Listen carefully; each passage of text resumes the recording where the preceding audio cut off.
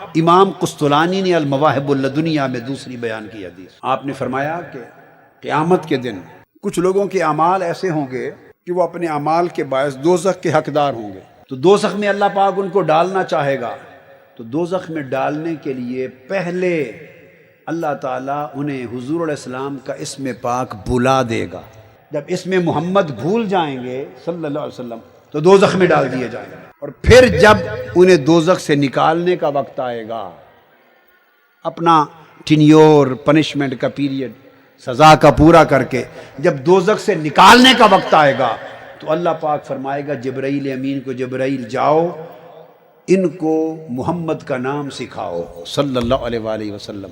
جبرائیل امین آ کے انہیں حضور علیہ السلام کا نام سکھائیں گے، ان کو یاد آ جائے گا۔ جب آقا علیہ السلام کا نام یاد آ جائے گا تو وہ پکاریں گے محمد محمد محمد۔ جب حضور کا اسم پاک پکاریں گے، فرشتوں کو حکم دے گا باری تعالیٰ میرے محبوب کا نام جپ رہے ہیں، ان سب کو اس نام کے صدقے دوزخ سے نکال کے جنت میں ڈال دیں۔ اس حدیث سے دو باتیں ثابت ہوئی، جو حضور کا نام بھول گیا دوزخ میں گیا، اور جس نے حضور کا نام جپا دوزخ سے نکل کر جنت میں گیا۔ تو آقا علیہ السلام کو بھولنا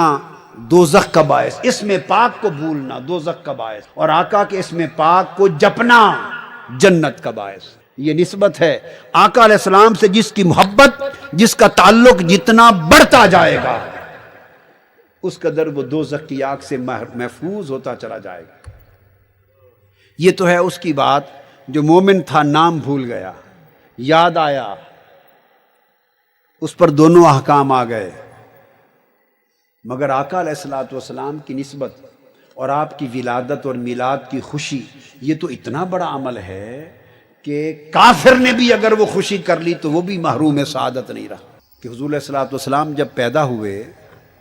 تو ابو لہب کی ایک لونڈی تھی، باندی تھی، خادمہ، اس کا نام تھا سویبہ۔ ابو لہب نے سویبہ کو بھیجا کہ جاؤ حضرت آمنہ کے گھر بچہ ہونے والا ہے، تولد کا وقت ہے تو جا کے خدمت کرو۔ سویبہ جو باندی تھی خدمت کی، آقا علیہ السلام کی ولادت ہوئی، وہ دوڑ کے آئی، اس نے ابو لہب کو خوشخبری دی کہ اللہ نے تمہارے بھائی عبداللہ کے گھر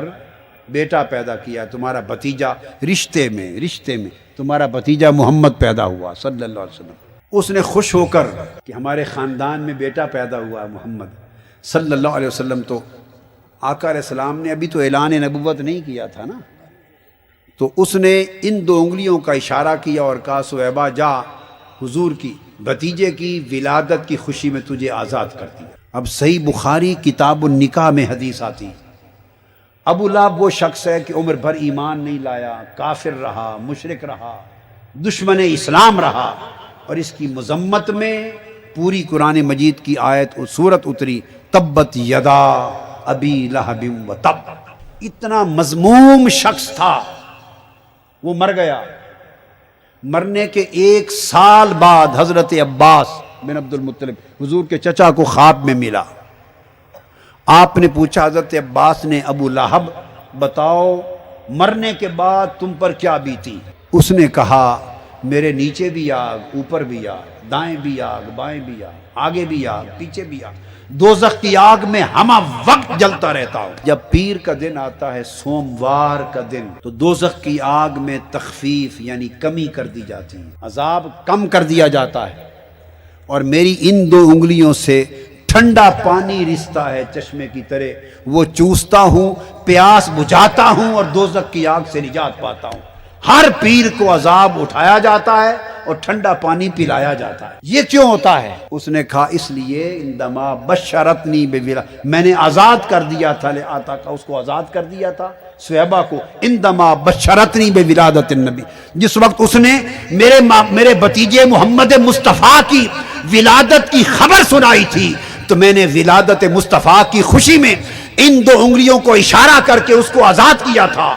وہ جو کافر و مشرک رہا اس نے ولادت محمد کی خوشی میں صلی اللہ علیہ وآلہ وسلم خوشی میں اس کو آزاد کیا۔ رب نے کافر کا عمل بھی جو حضور کے میلاد کی خوشی میں ہوا